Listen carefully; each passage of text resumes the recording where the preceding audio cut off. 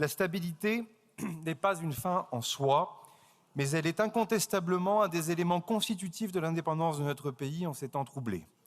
L'approche nouvelle du gouvernement dans la manière de débattre, de modifier, puis d'adopter ce budget doit nous permettre d'y parvenir. Je mesure néanmoins pleinement le changement culturel qu'il suggère dans les deux chambres. Le compromis, c'est la noblesse du débat démocratique, l'intransigeance, c'est son contraire. Et entre le compromis et l'intransigeance, il y a une différence simple. Le premier respecte le vote, la seconde le méprise. Notre histoire parlementaire a été faite de rapports de force.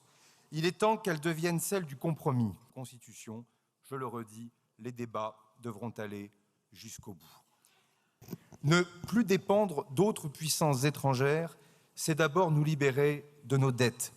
Le déficit sera ramené de 5,8% en 2024 à 5,4% en 2025, comme s'y étaient engagés les premiers ministres Michel Barnier et François Bayrou.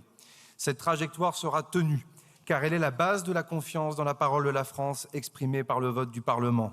Ce déficit doit revenir en dessous de 5% l'année prochaine. Et du contrôle budgétaire, vous avez la parole pour 10 minutes 42 secondes. Il y a bien une alternative.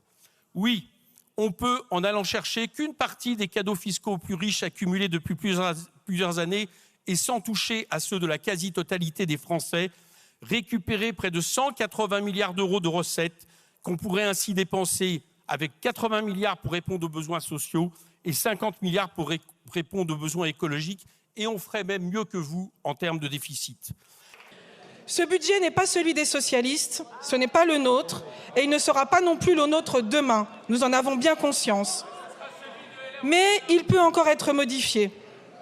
Car pour que ce budget soit acceptable, y compris par les Français, il faut qu'il soit plus juste.